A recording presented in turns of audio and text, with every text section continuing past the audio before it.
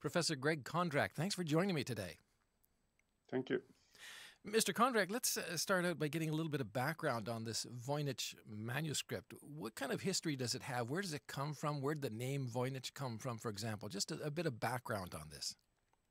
Yeah, it's a fascinating story. It was actually found by an antique dealer whose name was Voynich about 100 years ago in Italy. And since then, people have tried to decipher this manuscript, which is written in a unique script in unknown language, but all the attempts have so far failed. Now, we know for sure that the manuscript was produced in 15th century, thanks to radiocarbon dating. And unfortunately, we are not sure what language is represented by this manuscript, and that is what is blocking all the attempts to decipher it. There seems to be a lot of flora and fauna in this book, but also photos or images, I should say, of nude bathing women. Do we know even what it's about? No, we don't. We have no idea even what these plants are. It's not easy to actually identify the plants, and there is not a lot of pictures of people that would allow us to place the origin of this manuscript either.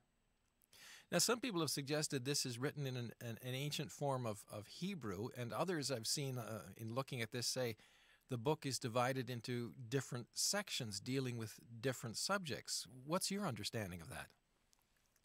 Yeah, so many languages have been proposed as the underlying language of the manuscript, including Latin, Italian, even some exotic languages. And our programs that we developed here during this project suggest that this language could be Hebrew.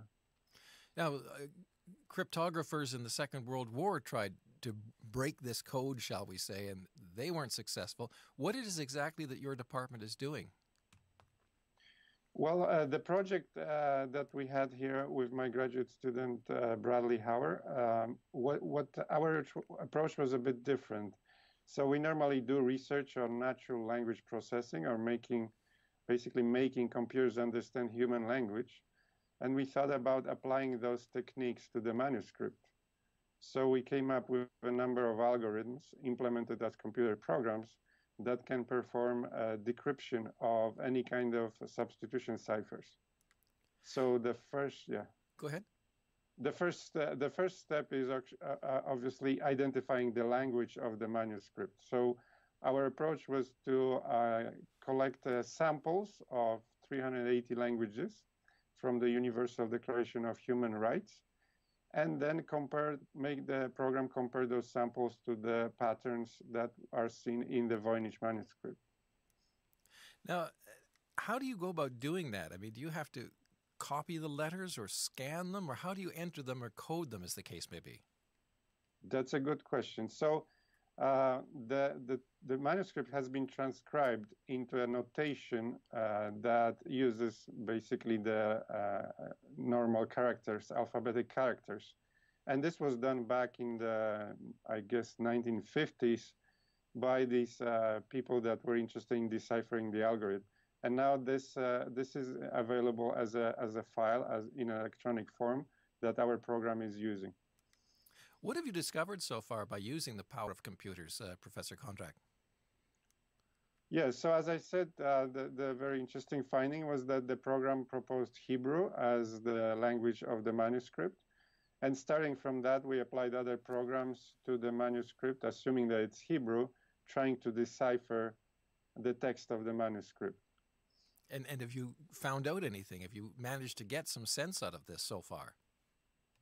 Right, so the first sentence of the manuscript, when given to our program, produces a Hebrew sequence, right? A sequence of Hebrew letters that can be interpreted as a sentence that is translated, "She made recommendations to the priest." She made recommendations to the priest. That's right. How long is this process to even get to that point? Well, the project took about a year to complete. In terms of the speed of processing, the computer algorithms are quite fast.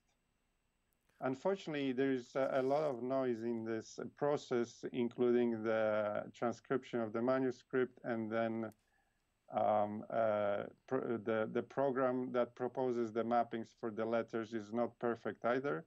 So we cannot really be confident about whether this first sentence is correctly translated.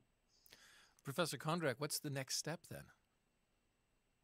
The next step is for people that know Hebrew to follow these clues and look closely at the text of the manuscript, at the illustration that accompany the text, consider the history of the 15th century of medieval ages, and try to come up with an interpretation of this manuscript. Are you still going to be working on this then? Currently, we have moved on to other projects, but it's definitely possible to return to it if we find more clues or more information about the manuscript. How interesting has this been for you, Professor Kondrak?